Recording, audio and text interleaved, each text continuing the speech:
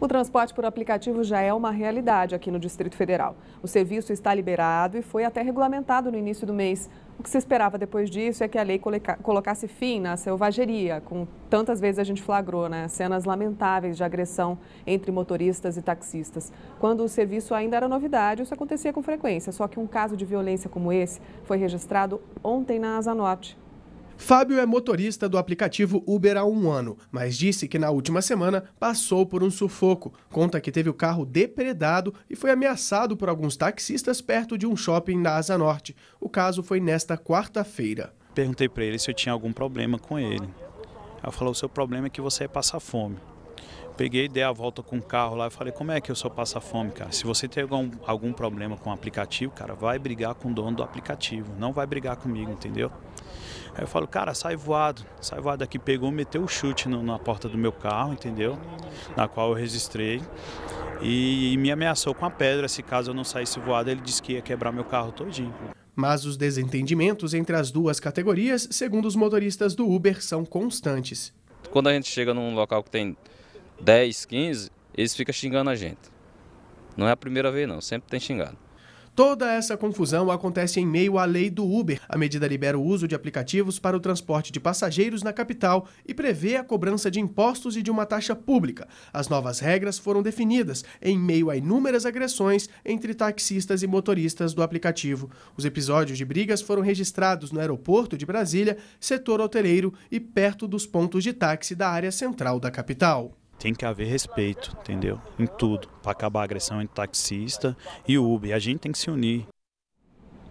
Em nota, a empresa Uber diz que considera inaceitável o uso de violência e acredita que qualquer conflito deve ser administrado pelo debate de ideias entre as partes. Já o Sindicato dos Taxistas desconhece a agressão, mas garantiu que vai apurar. Cláudio Humberto. É muito triste isso, né? É tudo muito triste porque, afinal de contas, são profissionais, ambos, taxistas e motoristas de Uber ou Cabify, ou seja o que for, são pais de família, são trabalhadores, são pessoas que estão indo à luta para ganhar a vida. Quando o motorista do Uber é vítima de agressão ou vice-versa, o agressor não é taxista, é um bandido. É um bandido que eventualmente está ali trabalhando como taxista e como tal deve ser tratado. O problema não é o Uber que deve dar explicações, nem muito menos o sindicato que deve apurar o caso. Isso é um caso de polícia. O problema é a impunidade. A questão é que nós vimos aí imagens de várias agressões que foram praticadas contra motoristas do Uber. Não me lembro de ter visto ninguém punido por isso. Aliás, não se tem notícia de ninguém que tenha sido sequer preso por essas agressões. É essa impunidade que estimula o banditismo e isso é intolerável. A reforma trabalhista passou pela Comissão de Justiça do Senado e agora segue para o último passo, o mais decisivo, o plenário. A base do governo vai tentar aprovar um requerimento de urgência ainda hoje, garantindo a votação para a semana que vem. Voltamos a falar com a Camila Lopes ao vivo. Camila, será que o governo vai conseguir de novo aprovar a reforma? Pois é, Lana, é isso pelo menos que eles têm tentado. Agora pela manhã, o senador Romero Jucá, que é líder do governo, ele publicou em uma rede social que vai tentar aprovar essa urgência no plenário para que seja votada hoje ou então na próxima terça-feira. A base governista está toda empenhada em acelerar esse processo para aprovação antes mesmo do recesso parlamentar que está marcado para o dia 17 de julho. E ontem, em uma carta enviada ao Congresso, o presidente Michel Temer falou que pode editar uma medida provisória e então vetar alguns pontos que ainda não tem consenso entre os parlamentares. Quando a gente fala de vetos, um deles seria o que trata que permite que mulheres que estejam amamentando ou então gestantes trabalhem em locais insalubres. Só que agora ele fala que vai poder trabalhar, mas que tenha um grau médio ou um grau mínimo e tem que apresentar um atestado médico. Já a medida provisória, ela vai tratar da jornada intermitente. O governo fala que precisa regulamentar esse tema e afirma que o funcionário teria que passar por uma quarentena, um período de 18 meses para então mudar da jornada integral para o regime intermitente. Tudo isso é uma tentativa de conseguir um apoio maior dentro do Senado, porque lá dentro do plenário ele vai precisar do voto de 41 senadores, do total de 81 que hoje compõem o Senado. E quando a gente fala aí em base aliada, a gente fala em apoio ao governo, ontem o senador Renan Calheiros, que há muito tempo já tem feito críticas ao governo e críticas às reformas, ele deixou a liderança do PMDB.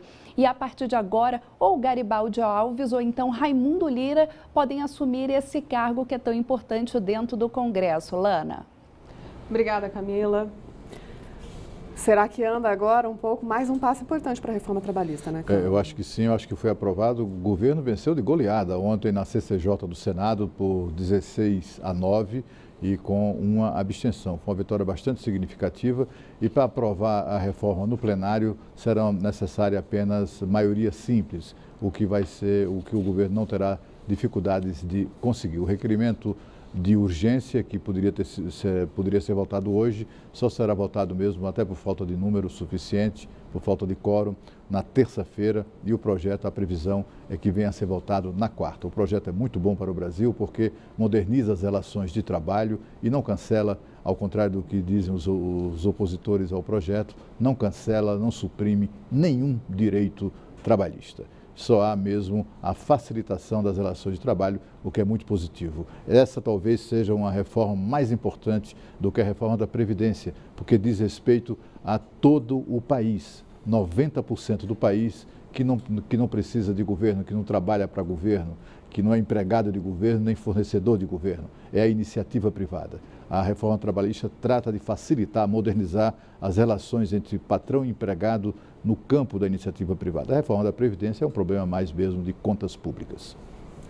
Vamos agora à lista do racionamento. Estão sem água hoje o Paranoá, Taquari, Lago Sul, Pontão do Lago Sul e Condomínio Privé Morada Sul. Os moradores do Gama também entram no rodízio desta quinta-feira. A seguir, bebê de 3 meses é sequestrado no Conic. Entenda melhor logo depois do intervalo aqui no Band Cidade.